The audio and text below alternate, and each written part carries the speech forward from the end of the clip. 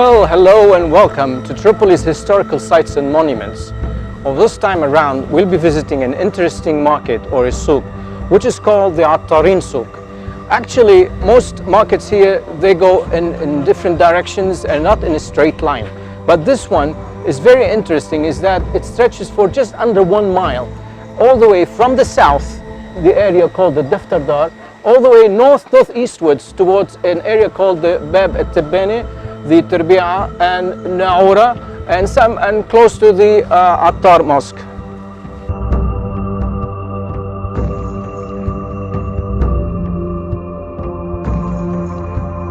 Well, according to old documents from the Ottoman times and manuscripts, the market or Souk al-Attarin refers to document number 10, page 84, and number 28, page 70, is that the Attarin souk used to be located on the other side towards the Attar Mosque, and what is now called the Bazarkan, and that also used to be called the Isqaq al-Tawil.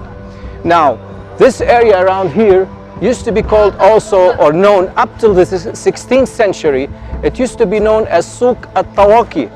And this comes from the Arabic word means ta'i, which means headrest, where they used to make hats for people to wear.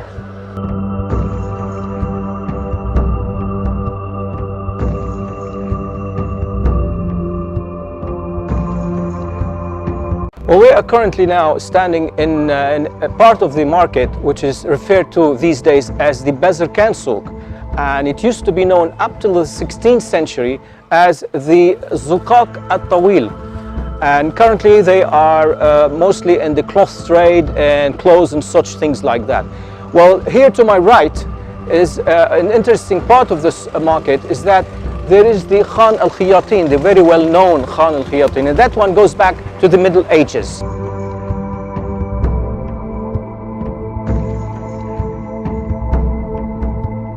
Well, now here I'm in one of the older shops in the Attarin souk that still exists from the older days, and I'm sitting here with Haj Amir Marhaba, and he'll be explaining to us some of the about the history of the market and how it developed and changed over time. Alhamdulillah wa salatu wa salam ala Rasulullah. هون سوق العطارين العطارة القديمة انطلقت من سوق العطارين من المدينة القديمة. نحن صحيح سوق العطارين كان يوجد فيها تقريبا 12 عطار ل 15 عطار، بس بنلاحظ بالاسواق الثانيه المحيطه بنا نحن تنقلوا من قريب لها. Well, as time passed, the sale of herbs and spices had shifted from where we are to where we are now, as it used to be all the way to the northeastwards by the Terbi'a area. And that is because things change with time, and there used to be more, I would say over 20 shops that specialized in the sale of perfumes, herbs and spices, and the street used to be, you know, the essence of all this beautiful smells used to fill your lungs with beautiful smells and multitude of colors all around in those shops.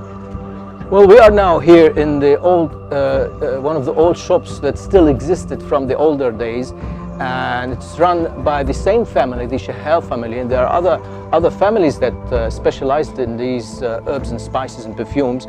Yet here you could see the multitude of colors and the spices, you know, it actually fills your heart with and your lungs with beautiful smells and such. And you could look at them as a pharmacy of the older days, where one would come over and ask for anything, for medicinal herbs, medicinal spices, for any kind of illness to cure, or you use it in your cooking, your daily cooking, which gives beautiful tastes and texture.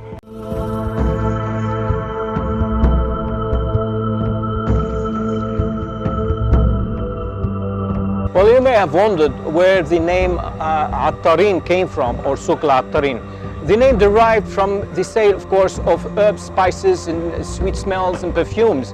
And the word is from the Arabic word meaning, which is Attar, meaning the sweet smells and spices and perfumes. Now, With the ongoing of time, things changed and many diverse trades entered the market, such as poultry, fishmongers, butchers, vegetable vendors, even dairy products. Yet they were all in a very chaotic and disturbing way.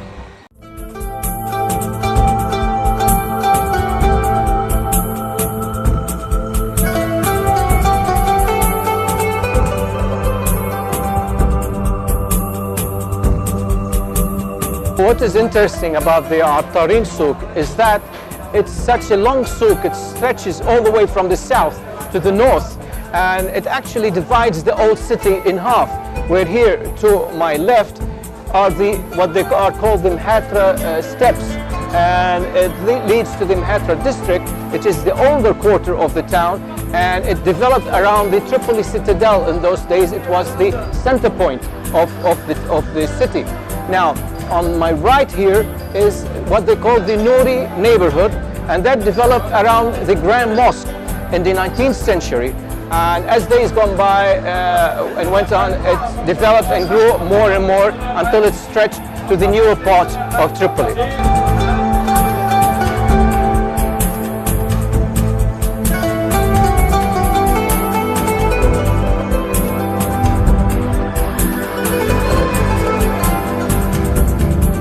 But from me, Valentine De Caro, and all the staff at طرابلس الحاضر and وذكريات لاتنسى, or Tripoli Today and Unforgettable Memories, I bid you farewell till our next episode. Take care and bye-bye.